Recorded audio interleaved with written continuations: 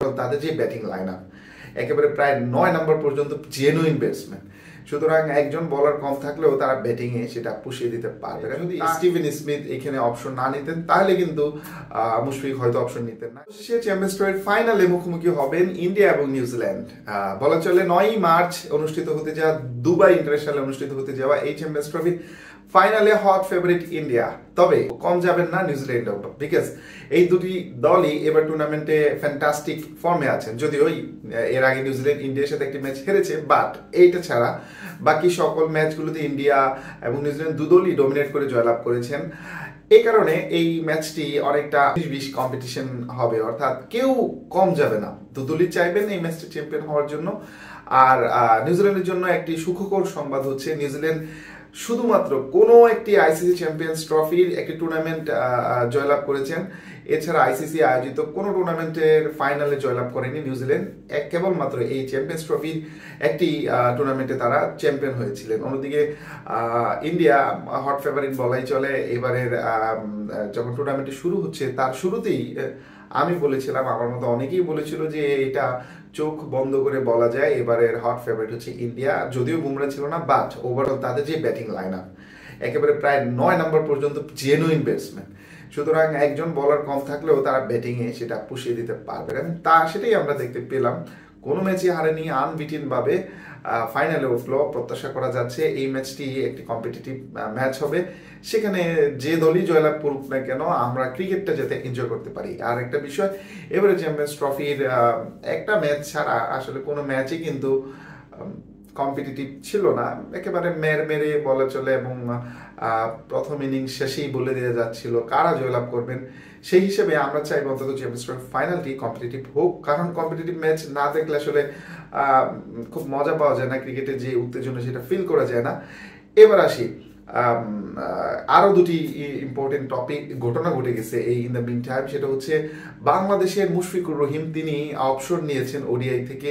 অনেক জল্পনা কল্পনার শেষে মানে তিনি তো অনেকটা নাছোড়বান্দা টাইপের, যে আমাকে ছেড়ে না ফেলা পর্যন্ত আমি দলে থাকবই, যেমনটা মাহমুদুল্লাহ এবং মুশফিক দুজনই করে থাকেন। আর মনে হয় পারছিলেন না সমালোচনা সামলাতে, সেই কারণে বাধ্য হয়ে রিটায়ার্ডের ঘোষণা করলেন ওডিআই থেকে। তবে যদি স্টিভেন স্মিথ এখানে অপশন না নিতেন তাহলে কিন্তু মুশফিক হয়তো অপশন নিতেন না। এক্ষেত্রে মুশফিকের বউ মুন্ডি, তিনি কিন্তু স্মিথকে উদ্দেশ্য করে একটি জ্বালাময়ী পোস্ট দিতে পারেন, সেটা আবার মুশফিক ভক্তরা তারা শেয়ার করবে অনিশ্চয়ই যে কেন স্মিথ অপশন নিলে। স্মিথের অপশনের কারণেই মুশফিককে অপশন নিতে হলো। যদি স্মিথ অপশন না নিত তাহলে কিন্তু মুশফিককে নিয়ে আলোচনা হতো না এবং মুশফিককে অপশন নিতে হতো না। মুশফিককে অপশন নিতে বাধ্য করেছে স্টিভেন স্মিথ। সুতরাং স্টিভেন স্মিথের বিরুদ্ধে একটি মানে বিক্ষোভ করতেই পারেন মুশফিক ভক্তরা। তারা, আমি জানি ইতিমধ্যে শাহবাগে তারা চলে গেছেন কিনা, যাইতেও পারে, কারণ মুশফিক ভক্তরা অনেকটা অন্ধ। সুতরাং অন্ধকে কিন্তু রাস্তা দেখানোর কিছু নাই। যাই হোক, ওদিকে মাহমুদুল্লাহ আবার বেঁচে গেছে এদিক দিয়ে। মুশফিক রিটায়ার্ডের কারণে মাহমুদুল্লাহ অপশনটা এখন নিচে চলে গেছে, মাহমুদুল্লাহ বেঁচে গেছে, সেফ জোনে আছে। যাই হোক, এদিক দিয়ে বলবো স্টিভেন স্মিথের কথা, ফ্যান্টাস্টিক প্লেয়ার। মানে মাঝখানে 2-3টা বছর ইন্টারন্যাশনাল ক্রিকেট খেলতে পারেননি, যদিও সেটা তার দোষী বলা চলে। বল টেম্পারিং করেছিলেন ডেভিড ওয়ার্নার সহ। ফাইনালি দুজনই জাতীয় দলের হয়ে খেলছেন এবং স্টিভেন স্মিথ এই মুহূর্তে তো এইবার চ্যাম্পিয়ন্স ট্রফিতে লিডও দিলেন দলের, এবং ফাইনালে তুলতে না পারার ব্যর্থতা হিসেবে এবং একটা ফুলটস বলে আউট হওয়ার কারণে নিজেকে খুব বিমর্ষ ছিলেন। ম্যাচ শেষে দেখা যাচ্ছিল কান্নায় বিমর্ষ হয়েছিল। হয়তো তিনি মাইন্ড সেট আপ করে রেখেছিলেন যে আমি যদি ফাইনালে উঠতে না পারি তাহলে এটাই হতে যাচ্ছে আমার শেষ ম্যাচ, এবং সেটাই একদিন পরে তিনি ঘোষণা দিলেন।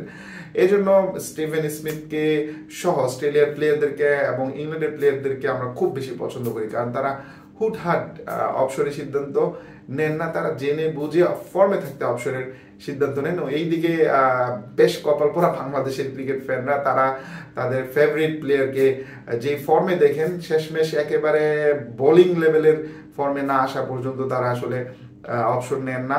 জ্বলে পুড়ে অঙ্গার হব তারপরেও দলে থাকবো, কারণ এই ছাড়া আসলে ইনকাম করার কোনো উপায় নাই। হয়তো বা সেই দৃষ্টিকোণ থেকেই তারা থাকেন। ইন্ডিয়া, শ্রীলঙ্কা, পাকিস্তান একই অবস্থা, একেবারে না পৌঁছা পর্যন্ত তারা কেউ অবসর করেন না। এক্ষেত্রে ইন্ডিয়া কিছুটা এগিয়ে থাকবে। ইন্ডিয়ার প্লেয়ার 2জন প্লেয়ার আছেন যারা ফর্মে থাকতে এই অপশন নেন। আর বাংলাদেশের ক্ষেত্রে পুরা ভিন্ন। বাংলাদেশের ক্ষেত্রে যতদিন পর্যন্ত তার ফ্যানরা থাকবে ততদিন পর্যন্ত সে অপশন নেবে না। মুশফিক এবং মাহমুদুল্লাহর ক্ষেত্রে এটা বোঝা যাচ্ছে, পর খারাপ খেলে যাচ্ছেন, প্রায় 2 বছর ধরে একেবারে খারাপ খেলে যাচ্ছেন, তারপরেও মানে খুবই কষ্টে বাধ্য হয়ে হয়তো বা অপশন নিলেন। মাহমুদুল্লাহ হয়তো আগামী আরো 3-4 বছর খেলবেন, মরার আগ পর্যন্ত খেলুক মাহমুদুল্লাহ, এটা আমরা চাই। আর একটা জিনিস হলো চ্যাম্পিয়ন্স ট্রফিতে ওভারঅল এবার চ্যাম্পিয়ন্স ট্রফি আপনাদের কেমন লাগলো সেটা কিন্তু কমেন্টস করে আমাদের জানাতে পারেন।